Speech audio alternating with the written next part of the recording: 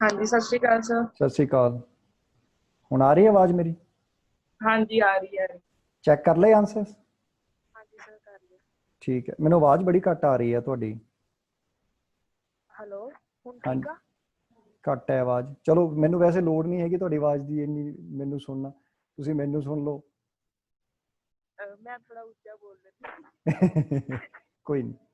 अच्छा, मैं screen share कर रहा, उत्थे ही आंसर्स देख लियो, उत्थे आपां डिस्कस करते हैं आंसर्स। हैं, ठीक है सर। नज़र आ रहा आंसर? हाँ जी सर। ओके। ਤੁਹਾਡਾ ਕੁਐਸਚਨ ਸੀ ਆਸਾ ਦੀ ਵਾਰ ਵਿੱਚ ਸਮਾਜਿਕਤਾ, ਰਾਜਨੀਤੀ, ਪਖੰਡ ਅਤੇ ਪ੍ਰਕਿਰਤੀ ਦਾ ਚਿੱਤਰਣ ਕੀਤਾ ਗਿਆ ਹੈ, ਪਰ ਇਸ ਵਿੱਚ ਪੇਸ਼ ਹੋਇਆ ਬ੍ਰਹਮ ਦਾ ਸੰਕਲਪ, ਜਪਜੀ ਵਿੱਚ ਪੇਸ਼ ਹੋਏ ਸੰਕਲਪ ਦਾ ਵਿਸਥਾਰ ਹੈ। ਦੇਖੋ, ਇਹ ਕੁਐਸਚਨ ਥੋੜਾ ਟਿਪੀਕਲ ਹੈਗਾ, ਠੀਕ ਹੈ। हाँ जी। ਔਰ ਇਹਦੇ ਚ ਐਕਚੁਅਲੀ ਦੋ ਕੁਐਸਚਨਸ ਨੇ, ਦੋ ਦੇ ਵੀ ਮੈਂ ਕਹਾਂਗਾ ਤਿੰਨ ਕੁਐਸਚਨਸ ਆਏ ਹੋਏ ਨੇ। ਕਿਵੇਂ? ਇੱਕ ਤਾਂ ਅਸੀਂ ਆਸਾ ਦੀ ਵਾਰ ਚੋਂ ਹੀ ਗੱਲ ਕਰਨੀ ਆ, ਸਮਾਜਿਕਤਾ, ਰਾਜਨੀਤੀ, ਪਖੰਡ, ਪ੍ਰਕਿਰਤੀ, ਇਹਦੀ ਗੱਲ ਕਰਨੀ ਹੈਗੀ ਹੈ, ਠੀਕ ਹੈ। दूसरी ਇਹਦੇ ਚ ਗੱਲ ਕਰਨੀ ਹੈਗੀ ਅਸੀਂ ਜਪਜੀ ਨੂੰ ਵੀ ਲੈ ਕੇ ਆਉਣਾ, ਠੀਕ ਹੈ। ਔਰ ਤੀਸਰਾ ਆਸਾ ਦੀ ਵਾਰ ਦੇ ਵਿੱਚ ਵੀ ਬ੍ਰਹਮ ਦੀ ਜਿਹੜੀ ਗੱਲ ਹੋਈ ਉਹ ਵੀ ਲੈ ਕੇ ਆਉਣੇ। ਸੋ ਤਿੰਨ ਐਸਪੈਕਟਸ ਨੇ ਇਹਦੇ ਵਿੱਚ ਜਿਹੜੇ ਆਏ ਹੋਏ ਨੇ ਸਾਡੇ ਕੋਲੇ, ਠੀਕ। ਤਾਂ ਹੁਣ ਇਹਦਾ ਜਿਹੜਾ ਕੁਐਸਚਨ ਹੈ ਨਾ, ਇਹਦੀ ਬਣਤਰ ਨੂੰ ਵੀ ਸਮਝਣਾ ਪਹਿਲਾਂ ਜ਼ਰੂਰੀ ਹੋ ਜਾਂਦਾ। ਕੁਐਸਚਨ ਦੀ ਬਣਤਰ ਕੀ ਹੈ? ਜਿਵੇਂ ਹੁਣ ਇਹਦੇ ਚ ਦਿੱਤਾ ਹੋਇਆ ਕਿ ਆਸਾ ਦੀ ਵਾਰ ਵਿੱਚ ਸਮਾਜਿਕਤਾ, ਰਾਜਨੀਤੀ, ਪਖੰਡ ਅਤੇ ਪ੍ਰਕਿਰਤੀ ਦਾ ਚਿੱਤਰਣ ਕੀਤਾ ਗਿਆ ਹੈ, ਪਰ ਇਸ ਵਿੱਚ ਪੇਸ਼ ਹੋਇਆ, ਠੀਕ ਹੈ। ਹੁਣ ਅਗਲਾ ਪੁਆਇੰਟ ਇਹਦੇ ਚ ਇਹ ਆ ਜਾਂਦਾ ਕਿ ਇਸ ਕੁਐਸਚਨ ਨੂੰ ਅਸੀਂ ਡਿਵਾਈਡ ਕਿਵੇਂ ਕਰਨਾ, ਕਿਹੜੇ ਪੋਰਸ਼ਨ ਨੂੰ ਕਿੰਨਾ ਹਿੱਸਾ ਦੇਣਾ, ਕਿੰਨੇ ਵਰਡਸ ਦੇਣੇ ਹੈਗੇ ਆ, ਠੀਕ। ਇਦਾਂ ਦਾ ਕੁਐਸਚਨ ਹੈ ਜਿਹੜਾ ਜਨਰਲੀ ਘੱਟੋ ਘੱਟ 250 ਸ਼ਬਦਾਂ ਦੇ ਵਿੱਚ ਸਾਨੂੰ ਆਉਂਦਾ ਹੈ ਲਿਖਣਾ। ਤਾਂ ਹੁਣ ਇਹਨੂੰ ਅਸੀਂ ਕੀ ਕਰਨਾ ਹੈਗਾ, 20 ਤੋਂ 25% ਹਿੱਸਾ ਜਿਹੜਾ ਆਨਸਰ ਦਾ ਉਹ ਅਸੀਂ ਦੇਵਾਂਗੇ ਪਹਿਲੇ ਚਾਰ ਐਸਪੈਕਟਸ ਨੂੰ, ਸਮਾਜਿਕਤਾ, ਰਾਜਨੀਤੀ, ਪਖੰਡ ਅਤੇ ਪ੍ਰਕਿਰਤੀ, ਠੀਕ ਹੈ। 75 ਤੋਂ 80% ਹਿੱਸਾ ਜਿਹੜਾ ਅਸੀਂ ਦੇਵਾਂਗੇ ਦੂਜੇ ਪਾਰਟ ਨੂੰ, ਕਿ ਬ੍ਰਹਮ ਦਾ ਸੰਕਲਪ ਹੈ ਜਿਹੜਾ ਜਪਜੀ ਵਿੱਚ ਪੇਸ਼ ਹੋਏ ਸੰਕਲਪ ਦਾ ਵਿਸਥਾਰ ਹੈ, ਠੀਕ, ਰਾਈਟ। ਤਾਂ ਹੁਣ ਜਿਹੜਾ 20 ਤੋਂ 25% ਹਿੱਸਾ ਦੇਣਾ, ਉਹਦਾ ਵੀ ਕਾਰਨ ਕੀ ਹੈ?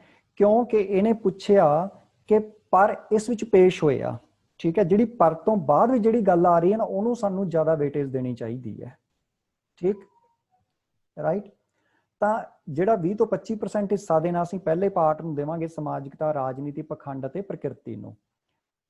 ਇਹਦੇ ਵਿੱਚ ਅਸੀਂ ਕੀ ਕਰਾਂਗੇ, ਆਸਾ ਦੀ ਵਾਰ ਦੇ ਵਿੱਚੋਂ ਬਹੁਤ ਬਰੀਫ ਦੇ ਵਿੱਚ, ਠੀਕ ਹੈ, ਇੱਕ ਇੱਕ ਦੋ ਦੋ ਪੁਆਇੰਟ ਲੈ ਕੇ ਦੋ ਦੋ ਲਾਈਨਾਂ 'ਚ ਚਾਰੇ ਪੁਆਇੰਟਸ ਦੇ ਕੇ ਜਾਣੇ ਆ ਅਸੀਂ, ਠੀਕ ਹੈ ਜੀ। ਸਮਾਜਿਕਤਾ, ਰਾਜਨੀਤੀ, ਇਹ ਤੇ 2 ਪੁਆਇੰਟਸ ਲਿਖ ਦਿਓ ਤੇ ਫਿਰ ਇੱਕ ਤੁਕ ਲਿਖੋ, ਫਿਰ ਪਖੰਡ ਤੇ ਪ੍ਰਕਿਰਤੀ ਤੇ ਲਿਖ ਦਿਓ, ਫਿਰ ਤੁਕ ਲਿਖੋ, ਠੀਕ ਹੈ।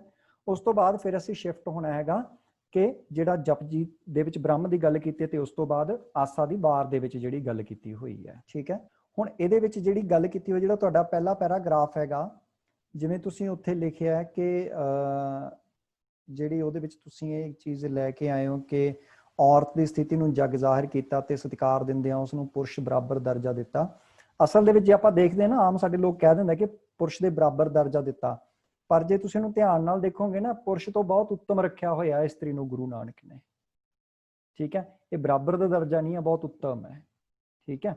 ਜਿੱਥੋਂ ਕਹਿੰਦੇ ਨਾ ਕਿ ਤੇਰਾ ਜਨਮ ਹੋਇਆ ਉਹਦੇ ਵਿੱਚੋਂ ਮਨੁੱਖ ਨੂੰ, ਤਾਂ ਇਹ ਕਹਿੰਦੇ ਆ, ਫਿਰ ਬਰਾਬਰ ਕਿਵੇਂ ਹੋ ਗਿਆ? ਸਿੰਪਲ ਜੀ ਚੀਜ਼ ਇੱਥੋਂ ਹੀ ਆ ਜਾਂਦੀ ਹੈ ਇੱਕ। मतलब सलमान दिता ही लिख सकते हैं कि डाउन औरत की स्थिति बहुत खराब ਤੁਹਾਡੀ है। ਆਵਾਜ਼ ਬਹੁਤ ਘੱਟ ਆ ਰਹੀ ਹੈ, ਮੈਨੂੰ ਬਹੁਤ ਘੱਟ ਆਵਾਜ਼ ਆ ਰਹੀ ਹੈ। ਮੈਂ ਸਰ ਇਹ ਕਹਿ ਰਹੀ ਸੀ ਕਿ ਜਿੱਦਾਂ ਅਸੀਂ ਹੁਣ ਇਹ ਨਹੀਂ ਲਿਖਣਾ ਕਿ ਔਰਤ ਨੂੰ ਬਰਾਬਰ ਦਰਜਾ ਦਿੱਤਾ ਗਿਆ ਹੈ, ਅਸੀਂ ਇਹ ਲਿਖ ਸਕਦੇ ਹਾਂ ਕਿ ਉਸ ਦੀ ਸਥਿਤੀ ਨੂੰ ਲੋਕਾਂ ਦੇ ਸਾਹਮਣੇ ਮਤਲਬ ਰੱਖਿਆ ਕਿ ਔਰਤ ਦਾ ਅਸਲੀ ਦਰਜਾ ਹੈ ਕੀ ਹੈ, ਮਤਲਬ ਕਿ ਬਿਲਕੁਲ ਲੋਕੀ ਔਰਤ ਨੂੰ ਮਤਲਬ ਗਲਤ। ਬਿਲਕੁਲ, ਇਹ ਤੋਂ ਇਹ ਪੁਆਇੰਟ ਇਦਾਂ ਲੈ ਕੇ ਆ ਸਕਦੇ ਹੋ ਤੁਸੀਂ, ਠੀਕ ਹੈ। ਔਰ ਦੂਸਰਾ ਪੁਆਇੰਟ ਹੁਣ ਦੇਖੋ, ਆਪਾਂ ਇੱਥੇ ਲਿਖਿਆ ਕਿ ਉਸ ਨੂੰ ਪੁਰਸ਼ ਬਰਾਬਰ ਦਰਜਾ ਦਿੱਤਾ, ਪਰ ਜਸਟ ਉਸ ਤੋਂ ਬਾਅਦ ਜਿਹੜੀਆਂ ਅਸੀਂ ਤੁਕਾਂ ਲਿਖ ਰਹੇ ਹਾਂ, ਉਹ ਤੁਕਾਂ ਬਿਲਕੁਲ ਮੇਲ ਨਹੀਂ ਖਾਂਦੀਆਂ ਉਹਦੇ ਨਾਲ, ਠੀਕ ਹੈ ਸਰ, ਹੈ ਨਾ। ਇਹਨਾਂ 'ਚ ਧਿਆਨ ਰੱਖਣਾ ਅਸੀਂ। ਉਸ ਤੋਂ ਅੱਗੇ ਪ੍ਰਕਿਰਤੀ ਦੀ ਗੱਲ ਹੋਈ ਹੈ, ਠੀਕ ਹੈ। ਨੈਕਸਟ ਪੇਜ ਤੇ ਜਿਹੜਾ ਹੈਗਾ ਅਕਾਲ ਪੁਰਖ ਤੋਂ ਤੁਸੀਂ ਸ਼ੁਰੂ ਕੀਤਾ, ਜਿਹੜਾ ਅਕਾਲ ਪੁਰਖ ਇੱਕ ਅਟਲ ਸ਼ਕਤੀ ਹੈ, ਬਹੁਤ ਬਰੀਫ ਦੇ ਵਿੱਚ ਲਿਖ ਕੇ ਜਾਓ, ਇਹ ਬਹੁਤ ਡਿਟੇਲ ਹੈ ਕਿਉਂਕਿ ਇੰਨਾ ਸਾਡੇ ਕੋਲੇ ਉੱਥੇ ਸਕੋਪ ਨਹੀਂ ਹੈ ਲਿਖਣ ਦਾ, ਠੀਕ ਹੈ। ਠੀਕ ਹੈ ਸਰ, ਠੀਕ ਹੈ। ਹੁਣ ਤੁਸੀਂ ਇੱਕ ਚੀਜ਼ ਦੇਖੋ, ਜਦੋਂ ਅਸੀਂ ਜਪਜੀ ਦੀ ਗੱਲ ਕਰ ਰਹੇ ਹਾਂ ਉੱਥੇ ਤਾਂ ਅਸੀਂ ਇਹਨੂੰ ਵਿਸਥਾਰ ਦੇ ਵਿੱਚ ਲਿਖ ਗਏ, ਜਦੋਂ ਅਸੀਂ ਆਸਾ ਦੀ ਵਾਰ 'ਚ ਗੱਲ ਕਰ ਰਹੇ ਹਾਂ ਉਹਨੂੰ ਇੱਕ ਪੁਆਇੰਟ 'ਚ, ਇੱਕ ਲਾਈਨ 'ਚ ਲਿਖ ਕੇ ਰੱਖ ਕੇ ਗਏ ਹਾਂ ਅਸੀਂ ਉਹਨੂੰ, ਜਦ ਕਿ ਉਲਟਾ ਕਰਨਾ ਸੀ ਅਸੀਂ, ਹੈ ਨਾ। ਠੀਕ ਹੈ ਸਰ। ਤਾਂ ਇਹ ਚੀਜ਼ ਹੈਗੀ ਹੈ। ਅੱਛਾ, ਤੁਸੀਂ ਇਹਨੂੰ ਬੜਾ ਐਬਰਪਟਲੀ ਐਂਡ ਕੀਤਾ, ਇਹਦਾ ਸਭ ਤੇਰਾ ਚਰਜ ਕੌਤਕ ਹੈ, ਬਸ ਇੱਕ ਵਾਰੀ ਇੱਕਦਮ ਐਂਡ ਕਰਤਾ ਇਹਨੂੰ। ਇਦਾਂ ਨਾ ਕਰਕੇ ਜਾਓ ਇਹਦੇ ਤੇ, ਠੀਕ ਹੈ। ਠੀਕ ਹੈ ਸਰ। ਹਾਂਜੀ ਹਾਂ, ਚਲਿਏ ਅਗਲੇ ਕੁਐਸਚਨ ਤੇ। ਹਾਂਜੀ। ਆਸਾ ਦੀ ਵਾਰ ਵਿੱਚ ਵਰਤੇ ਗਏ ਅਲੰਕਾਰ ਤੇ ਬਿੰਬ ਆਮ ਜੀਵਨ ਵਿੱਚੋਂ ਹਨ, ਸਪਸ਼ਟ ਕਰੋ। ਤੁਸੀਂ ਇਹ ਪਹਿਲੇ ਪੈਰਾਗ੍ਰਾਫ ਦੇ ਵਿੱਚ ਕੀ ਲਿਖਿਆ, ਇਸ ਲਈ ਆਪਣੇ ਵਿਚਾਰਾਂ ਦੀ ਅਤਕਥਨੀ ਕਰਨ ਲਈ, ਇਹ ਮਤਲਬ ਬਣਿਆ ਇਹਦਾ? ਸਰ ਮਤਲਬ ਕਿ ਜਿੱਦਾਂ ਗੁਰੂ ਨਾਨਕ ਦੇਵ ਜੀ ਨੇ ਬਾਣੀ ਲਿਖੀ ਹੈ ਤੇ ਉਹਨਾਂ ਨੇ ਜੋ ਵੀ ਆਪਣੇ ਵਿਚਾਰ ਸੀ ਉਹਨਾਂ ਨੂੰ ਐਗਜ਼ਾਮਪਲਾਂ ਦੇ ਥਰੂ ਮਤਲਬ ਜਿੱਦਾਂ ਬਿਆਨ ਕੀਤਾ।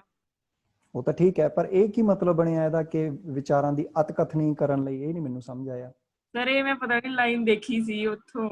ਮਤਲਬ ਤੁਸੀਂ ਅਤਕਥਨੀ ਕਰ ਗਏ? ਹਾਂਜੀ, ਤੁਸੀਂ ਆਪ ਹੀ ਅਤਕਥਨੀ ਕਰ ਗਏ ਇਹਦੀ? ਸਰ ਅਤਕਥਨੀ ਦਾ ਮਤਲਬ ਇਹੀ ਹੁੰਦਾ ਨਾ ਕਿ ਜਿੱਦਾਂ ਅਸੀਂ ਜੋ ਵੀ ਕੁਝ ਬੋਲਦੇ ਆ ਉਹਨੂੰ ਸਮਝਾਉਣ ਵਾਸਤੇ ਐਗਜ਼ਾਮਪਲ। ਨਹੀਂ ਨਹੀਂ ਨਹੀਂ, ਅਤਕਥਨੀ ਹੁੰਦਾ ਕਿ ਕਿਸੇ ਗੱਲ ਨੂੰ ਵਧਾ ਚੜਾ ਕੇ ਪੇਸ਼ ਕਰਨਾ, ਜਾਂ ਜਿਹੜੀ ਗੱਲ ਹੈ ਹੀ ਨਹੀਂ ਉਹਨੂੰ ਪੇਸ਼ ਕਰਨਾ। ਜਿਵੇਂ ਪਿਛਲੇ ਦਿਨੀ ਆਪਾਂ ਗੱਲ ਕਰ ਰਹੇ ਸੀ, ਅਤਕਥਨੀ ਅਲੰਕਾਰ ਹੈ ਇੱਕ ਸਾਡੇ ਕੋਲੇ। ਹਾਂਜੀ ਹਾਂਜੀ, ਹੈ ਨਾ, ਆਪਾਂ ਉਹਦੇ ਚ ਗੱਲ ਕਰ ਰਹੇ ਸੀ ਪਿਛਲੇ ਕਿ ਰਾਂਝਾ ਰਾਂਝਾ ਕਰਦੀ ਨਹੀਂ ਮੈਂ ਆਪੇ ਰਾਂਝਾ ਹੋ ਸਕਦੀ ਉਹ ਰਾਂਝਾ? ਇਹ ਨਹੀਂ ਹੋ ਸਕਦੀ। ਅਸੀਂ ਹੋਰ ਵੀ ਉਦਾਹਰਨ ਲਈ ਸੀ, ਜੱਗਾ ਜੰਮਿਆ ਨਹੀਂ ਜੱਗਾ ਵੱਡਿਆ ਬੋੜ ਦੀ ਛਾਵੇਂ 9 ਮਣ ਰੇਤ ਭਿੱਜ ਗਈ। ਹੁਣ ਇਹ ਵੀ ਤਾਂ ਅਤਕਥਨੀ ਕੀ ਹੈ, ਉਸਨੇ ਕਿਸੇ ਨੇ ਤੋੜ ਕੇ ਥੋੜਾ ਨਾ ਵੇਖੇ ਕਿੰਨੀ ਰੇਤ ਭਿੱਜੀ ਹੈ। ਅਤਕਥਨੀ ਅਲੰਕਾਰ ਹੈ, ਠੀਕ ਹੈ ਸਰ, ਲੱਗ ਗਈ ਸਮਝ। ਤਾਂ ਇਹ ਪੁਆਇੰਟ ਹੈ ਜਿਹੜਾ ਇੱਥੋਂ ਆਪਾਂ ਨੂੰ ਹਟਾਉਣਾ ਪਏਗਾ ਇਹ, ਠੀਕ ਹੈ। ਬਾਕੀ ਠੀਕ ਹੈ ਸਰ। ਇਹਦੇ ਵਿੱਚ ਮਿੰਟ ਚੱਲ ਰਹੇ ਅੱਗੇ, ਦੇਖ ਰਹੇ ਹਾਂ ਆਪਾਂ। ਤੁਸੀਂ ਅੱਗੇ ਦੇਖੋ, ਨਲੇ ਅਤਕਥਨੀ ਅਲੰਕਾਰ ਆਪ ਹੀ ਲਿਖਿਆ ਵੀ ਹੋਇਆ ਅੱਗੇ। ਸਰ ਮੈਨੂੰ ਲੱਗਾ ਕਿ ਜਿੱਦਾਂ ਕੋਈ ਚੀਜ਼ ਨੂੰ ਵਧਾ ਚੜਾ ਕੇ ਲਿਖਣਾ, ਉਹੀ ਤਾਂ ਅਤਕਥਨੀ ਅਲੰਕਾਰ ਹੈ ਫਿਰ। ਠੀਕ ਹੈ, ਅਤਕਥਨੀ ਵੀ ਉਹੀ ਹੈ। ਹਾਂਜੀ,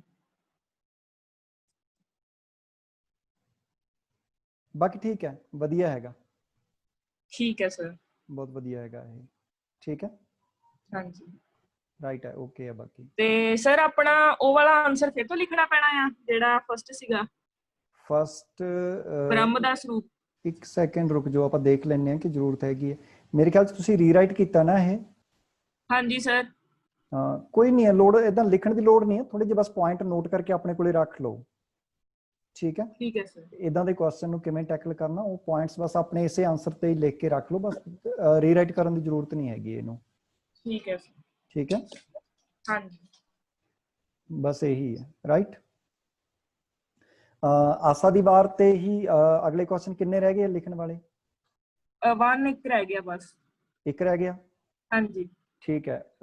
ਫਿਰ ਉਹੀ ਲਿਖ ਕੇ ਭੇਜ ਦਿਓ, ਫਿਰ ਆਪਾਂ ਇਹਨੂੰ ਬਸ 15 ਅਗਸਤ ਤੋਂ ਰੋਕ ਦੇਵਾਂਗੇ, ਫਿਰ ਆਪਾਂ ਫੀਡਬੈਕ ਹਾਂਜੀ ਸਰ। ਆਨਸਰ ਰਾਈਟਿੰਗ, ਠੀਕ ਹੈ ਸਰ। ਥੋੜਾ ਜਿਹਾ ਡਿਸਕਸ਼ਨ ਕਰਨੀ ਸੀ ਆਹ ਕੁਐਸਚਨ ਤੇ, ਦੱਸੋ ਜਿਹੜਾ ਦੱਸੋ ਲਿਖਣਾ। ਦੱਸੋ ਦੱਸੋ ਦੱਸੋ। ਆਸਾ ਦੀ ਵਾਰ ਭਾਵੇਂ ਰਹੱਸਵਾਦ ਵਿੱਚੋਂ ਪੈਦਾ ਹੋਈ ਹੈ, ਪਰ ਉਸ ਵਿੱਚ ਬੌਧਿਕਤਾ ਦਾ ਅੰਸ਼ ਵੀ ਭਾਰੂ ਹੈ, ਹਾਂਜੀ ਦਲੀਲ ਹਾਂ ਸਹਿਤ। ਹਾਂ ਹਾਂ ਹਾਂ ਹਾਂ, ਠੀਕ ਹੈ ਤੇ ਠੀਕ ਹੈ। ਇਹਦੇ ਵਿੱਚ ਫਿਰ ਕੀ ਕੀ ਮਤਲਬ ਆਪਣੇ ਪੁਆਇੰਟਸ ਹੋ ਸਕਦੇ ਆ? ਦੇਖੋ, ਜਨਰਲੀ ਜਿਹੜੀ ਵੀ ਬਾਣੀ ਹੈ, ਚਾਹੇ ਸ਼ੇਖ ਫਰੀਦ ਜੀ ਦੀ ਹੈ, ਚਾਹੇ ਗੁਰੂ ਨਾਨਕ ਸਾਹਿਬ ਦੀ ਹੈ ਨਾ, ਉਹਨੂੰ ਅਸੀਂ ਰਹੱਸਵਾਦ ਦੇ ਨਾਲ ਤਾਂ ਜੋੜਦੇ ਹੀ ਹਾਂ। ਰਹੱਸਵਾਦ ਦੇ ਵਿੱਚੋਂ ਤਾਂ ਪੈਦਾ ਹੋਈ ਆ ਉਹ, ਕਿਉਂਕਿ ਉਹ ਇੱਕ ਅਦ੍ਰਿਸ਼ ਤਾਕਤ ਦੀ ਗੱਲ ਕਰਦੀ ਹੈ, ਅਦ੍ਰਿਸ਼ ਸ਼ਕਤੀ ਦੀ ਗੱਲ ਕਰਦੀ ਹੈ, ਤੇ ਮਨੁੱਖ ਨੂੰ ਆਤਮਿਕ ਤੌਰ ਤੇ ਉਸ ਅਨੁਭਵ ਦੇ ਵਿੱਚੋਂ ਲੰਘਾਉਣ ਦੀ ਗੱਲ ਕਰਦੀ ਹੈ, ਤੇ ਉਸ ਅਨੁਭਵ ਚੋਂ ਲੰਘਾ ਕੇ ਉਹ ਪਰਮਾਤਮਾ ਦੇ ਨਾਲ ਕਹਿ ਲਓ, ਜਾਂ ਉਸ ਅਦ੍ਰਿਸ਼ ਤਾਕਤ ਦੇ ਨਾਲ ਮਿਲਾਪ ਕਰਵਾਉਣ ਦੀ ਗੱਲ ਕਰਦੀ ਹੈ, ਠੀਕ ਹੈ। ਪਰ ਉਹਦੇ ਨਾਲ ਨਾਲ ਜਿਹੜਾ ਹੈਗਾ, ਇਹ ਬਾਣੀ ਹੈ ਜਿਹੜੀ ਕੋਈ ਵੀ ਹੈ, ਚਾਹੇ ਸ਼ੇਖ ਫਰੀਦ ਜੀ ਦੇ, ਚਾਹੇ ਗੁਰੂ ਨਾਨਕ ਸਾਹਿਬ ਦੀ ਹੈਗੀ ਹੈ, ਉਹ ਮਨੁੱਖ ਨੂੰ ਇੱਕ ਸਹੀ ਜੀਵਨ ਢੰਗ ਵੀ ਦੇ ਰਹੀ ਹੈ, ਬੌਧਿਕਤਾ ਵੀ ਦੇ ਰਹੀ ਹੈ, ਤਰਕ ਦੇ ਨਾਲ ਗੱਲ ਕਰਨ ਦਾ ਜਿਹੜਾ ਵੱਲ ਹੈ, ਸਲੀਕਾ, ਉਹ ਵੀ ਦੇ ਰਹੀ ਹੈ, ਠੀਕ ਹੈ। ਤਾਂ ਆਸਾ ਦੀ ਵਾਰ ਦੇ ਵਿੱਚ ਜਿਹੜਾ ਹੈਗਾ, ਜਿਵੇਂ ਪਹਿਲਾਂ ਮੈਂ ਹੋਰ ਪੁਆਇੰਟ ਤੇ ਜਾਵਾਂਗਾ, ਜਦੋਂ ਅਸੀਂ ਜਪਜੀ ਦੀ ਗੱਲ ਕਰਦੇ ਹਾਂ ਤਾਂ ਜਪਜੀ ਦੇ ਵਿੱਚ ਰਹੱਸਵਾਦ ਦੀ ਗੱਲ ਜ਼ਿਆਦਾ ਹੈਗੀ ਹੈ, ਹਾਂਜੀ, ਉੱਥੇ ਤਰਕ ਦੀ ਗੱਲ ਘੱਟ ਹੈ, ਠੀਕ ਹੈ। ਰਹੱਸਵਾਦ ਨੂੰ ਜ਼ਿਆਦਾ ਉਭਾਰਿਆ ਹੋਇਆ ਗੁਰੂ ਨਾਨਕ ਸਾਹਿਬ ਨੇ। ਜਦੋਂ ਅਸੀਂ ਆਸਾ ਦੀ ਵਾਰ ਚ ਆਉਂਦੇ ਹਾਂ ਤਾਂ ਉੱਥੇ ਰਹੱਸਵਾਦ ਦੇ ਨਾਲ ਨਾਲ ਗੁਰੂ ਨਾਨਕ ਸਾਹਿਬ ਨੇ ਸਮਾਜਿਕਤਾ ਦੀ ਗੱਲ ਵੀ ਕੀਤੀ ਹੈ, ਰਾਜਨੀਤੀ ਦੀ ਗੱਲ ਵੀ ਕੀਤੀ ਹੈ, ਠੀਕ ਹੈ। ਉੱਥੇ ਬੌਧਿਕਤਾ ਦੀ ਗੱਲ ਵੀ ਕੀਤੀ ਹੈ। ਭਾਵ ਉਸ ਵੇਲੇ ਦੇ ਸਮਾਜ ਦੇ ਵਿੱਚ ਜੋ ਪਖੰਡ ਪ੍ਰਚਲਿਤ ਸੀ, ਉਹਨਾਂ ਨੇ ਵੰਗਾਰਿਆ ਗੁਰੂ ਨਾਨਕ ਨੇ, ਠੀਕ ਹੈ। ਰਾਈਟ, ਜਿਵੇਂ ਹੁਣ ਜਨੇਊ ਦੀ ਗੱਲ ਕਰਦੇ ਆ, ਉਹ ਬੌਧਿਕਤਾ ਦੀ ਗੱਲ ਹੈ। ਸੂਤਕ ਦੀ ਗੱਲ ਕਰਦੇ ਆ, ਉਹ ਬੌਧਿਕਤਾ ਦੀ ਗੱਲ ਹੈ। ਠੀਕ ਹੈ, ਲੋਕ ਬਾਹਰੋਂ ਹੋਰ ਪਹਿਰਾਵਾ ਪਹਿਨ ਕੇ ਰੱਖਦੇ ਆ, ਅੰਦਰੋਂ ਹੋਰ ਬਣ ਕੇ ਰਹਿੰਦੇ ਆ, ਉਹ ਬੌਧਿਕਤਾ ਦੀ ਗੱਲ ਹੈ। ਠੀਕ ਹੈ, ਇਦਾਂ ਦੇ ਸਾਰੇ ਜਿਹੜੇ ਪੁਆਇੰਟਸ ਨੇ, ਜਿਨ੍ਹਾਂ ਨੇ ਇਸਤਰੀ ਦੀ ਜਿਹੜੀ ਸਥਿਤੀ ਉਹਦੀ ਗੱਲ ਕੀਤੀ, ਉਹ ਬੌਧਿਕਤਾ ਦੀ ਗੱਲ ਹੈ। ਠੀਕ ਹੈ ਸਰ, ਜੇ ਅਸੀਂ ਬੌਧਿਕਤਾ ਨੂੰ ਪੰਜਾਬੀ 'ਚ ਡਿਫਾਈਨ ਕਰਨਾ ਹੋਵੇ ਤੇ ਫਿਰ ਉਹਦੀ ਡੈਫੀਨੇਸ਼ਨ ਕੀ ਹੋਏਗੀ? ਦੇਖੋ, ਬੌਧਿਕਤਾ ਕਹਿ ਲਓ, ਦਲੀਲ ਕਹਿ ਲਈਏ, ਆਪਾਂ ਤਰਕ ਕਹਿ ਲਈਏ। ਠੀਕ ਹੈ, ਭਾਵ ਕੀ ਹੈ ਕਿ ਤਰਕ ਦੇ ਪੱਧਰ ਤੇ ਜਿਹੜੀ ਗੱਲ ਨੂੰ ਅਸੀਂ ਸਾਬਿਤ ਕਰ ਸਕਦੇ ਹਾਂ। ਠੀਕ ਹੈ, ਇਹਨੂੰ ਮੈਂ ਹੋਰ ਵਧੀਆ ਤਰੀਕੇ ਨਾਲ ਸਮਝ ਸਕਦਾ ਜੇ ਮੈਂ ਇਹਦੇ ਪੈਰਲਲੀ ਰਹੱਸਵਾਦ ਨੂੰ ਰੱਖਾਂ ਤਾਂ ਮੈਨੂੰ ਵਧੀਆ ਸਮਝ ਆ ਜਾਏਗਾ। ਜਿੱਥੇ ਰਹੱਸਵਾਦ ਦੀ ਗੱਲ ਕਰਦੇ ਹਾਂ, ਉਹ ਭਾਵਨਾਵਾਂ ਦੀ ਗੱਲ ਹੈ। ਠੀਕ ਹੈ, ਕਿਉਂਕਿ ਅਸੀਂ ਅਕਸਰ ਕਹਿੰਦੇ ਕਿ ਜਦੋਂ ਇੱਕ ਵਿਅਕਤੀ ਰਹੱਸਵਾਦ ਦੀ ਯਾਤਰਾ ਤੇ ਚੱਲਦਾ ਜਾਂ ਪਰਮਾਤਮਾ ਨਾਲ ਮਿਲਾਪ ਦੀ ਯਾਤਰਾ ਤੇ ਚੱਲਦਾ, ਉੱਥੇ ਉਹਦਾ ਦਿਮਾਗ ਨਹੀਂ ਚੱਲਦਾ, ਉਹਦਾ ਤਰਕ ਨਹੀਂ ਚੱਲਦਾ ਹੈਗਾ ਕਿ 2 ਤੇ 2 4 ਹੁੰਦੇ ਆ। ਉੱਥੇ ਉਹਦੇ ਵੱਖਰੇ ਅਨੁਭਵ ਹੁੰਦੇ ਆ, ਉੱਥੇ ਉਹਦੀ ਜਿਹੜੀ ਆਪਣੀ ਸੋਚ ਹੈ, ਜੋ ਉਹਨੇ ਜ਼ਿੰਦਗੀ 'ਚ ਵੇਖਿਆ ਪਰਖਿਆ, ਜੋ ਉਹਦੇ ਤਜਰਬੇ ਨੇ, ਜਾਂ ਜੋ ਸਾਇੰਸ ਕਹਿੰਦੀ ਹੈ, ਵਿਗਿਆਨ ਜੋ ਕਹਿੰਦਾ, ਉਹਦੇ ਆਧਾਰ ਤੇ ਜੋ ਵੀ ਗੱਲਾਂ ਨੇ ਉਹ ਉੱਥੇ ਉਹਨੂੰ ਕੰਮ ਨਹੀਂ ਦੇਣਗੀਆਂ। ਪਰ ਜਦੋਂ ਅਸੀਂ ਕਹਿੰਦੇ ਹਾਂ ਬੌਧਿਕਤਾ, ਉੱਥੇ ਉਹਦੀ ਗੱਲ ਆਉਂਦੀ ਹੈ ਸਾਇੰਟੀਫਿਕ ਬੇਸ ਦੀ। ਉੱਥੇ ਗੱਲ ਆਉਂਦੀ ਹੈ ਜੋ ਸਾਹਮਣੇ ਨਜ਼ਰ ਆ ਰਿਹਾ ਹੈ, ਜਿਹਨੂੰ ਪਰਖਿਆ ਜਾ ਸਕਦਾ ਹੈ। ਠੀਕ ਹੈ, ਜਿੱਥੇ 2 ਤੇ 2 4 ਹੁੰਦੇ ਆ, ਜਿਹਨੂੰ ਤਰਕ ਦੇ ਆਧਾਰ ਤੇ ਸਾਬਿਤ ਕੀਤਾ ਜਾ ਸਕਦਾ ਹੈ। ਜੋ ਮਨੁੱਖ ਨੇ ਹੁਣ ਤੱਕ ਵਿਗਿਆਨਕ ਪੱਧਰ ਤੇ ਜੋ ਸਿੱਖਿਆ ਸਮਝਿਆ, ਉਹਦੇ ਆਧਾਰ ਤੇ, ਵਿਗਿਆਨ ਦੇ ਆਧਾਰ ਤੇ, ਉਹਨੂੰ ਅਸੀਂ ਕਹਿੰਦੇ ਹਾਂ ਬੌਧਿਕਤਾ। ਜਿਵੇਂ ਹੁਣ ਸੂਤਕ ਦੀ ਗੱਲ ਕੀਤੀ ਹੈ ਗੁਰੂ ਨਾਨਕ ਸਾਹਿਬ ਨੇ, ਉੱਥੇ ਕੋਈ ਰੱਬ ਦੀ ਗੱਲ ਨਹੀਂ ਕੀਤੀ। ਠੀਕ ਹੈ, ਉੱਥੇ ਕੋਈ ਉਹਨਾਂ ਨੇ ਅਧਿਆਤਮ ਦੀ ਗੱਲ ਨਹੀਂ ਕੀਤੀ, ਉਹਨਾਂ ਨੇ ਸਿੱਧੀ ਗੱਲ ਕੀਤੀ। ਜੇ ਸੂਤਕ ਦੀ ਕਹਿੰਦੇ ਗੱਲ ਕਰਦੇ ਹੋ, ਫਿਰ ਸੂਤਕ ਤਾਂ ਹਰ ਥਾਂ ਤੇ ਹੀ ਹੈ। ਠੀਕ ਹੈ, ਜਿਵੇਂ ਹੁਣ ਉਹਨਾਂ ਨੇ ਜਨੇਊ ਦੀ ਗੱਲ ਕੀਤੀ ਤਾਂ ਬੜੇ ਬੌਧਿਕ ਪੱਧਰ ਤੇ ਗੱਲ ਕੀਤੀ ਹੈ ਕਿ ਇਹ ਤਾਂ ਕਪਾਹ ਦਾ ਧਾਗਾ, ਇਹ ਤਾਂ ਟੁੱਟ ਜਾਏਗਾ, ਇਹ ਤਾਂ ਰਹਿ ਹੀ ਨਹੀਂ ਸਕਦਾ, ਇਹਨੂੰ ਪਾਉਣ ਦਾ ਫਾਇਦਾ ਹੀ ਕੋਈ ਨਹੀਂ। ਬਹੁਤ ਬੌਧਿਕ ਪੱਧਰ ਤੇ ਗੱਲ ਕੀਤੀ ਹੋਈ ਹੈ। ਕਲੀਅਰ ਪੁਆਇੰਟ, ਇਹ ਚੀਜ਼ਾਂ ਨੇ। ਠੀਕ ਹੈ, ਸੋ ਇਦਾਂ ਦੇ ਜਿਹੜੇ ਪੁਆਇੰਟਸ ਨੇ, ਤੁਸੀਂ ਉਹ ਇਹਦੇ ਵਿੱਚੋਂ ਚੁਣ ਕੇ ਉਹ ਲੈ ਕੇ ਆਉਣੇ ਆ। ਠੀਕ, ਹਾਂਜੀ, ਰਾਈਟ। ਸੋ ਇਹ ਲਿਖ ਕੇ ਭੇਜ ਦਿਓ। ਹਾਂਜੀ, ਰਾਈਟ। ਕਦੋਂ ਤੱਕ ਸਰ ਸਬਮਿਟ ਕਰਵਾਉਂ ਇਹ ਵਾਲਾ ਆਂਸਰ? ਇਹਨੂੰ ਟਿਊਜ਼ਡੇ ਤੱਕ ਸਬਮਿਟ ਕਰਵਾ ਦਿਓ। ਠੀਕ ਹੈ ਸਰ। ਠੀਕ ਹੈ, ਰਾਈਟ। ਓਕੇ ਜੀ। Okay sir. Okay, thank you, thank you. Thank you sir. Bye.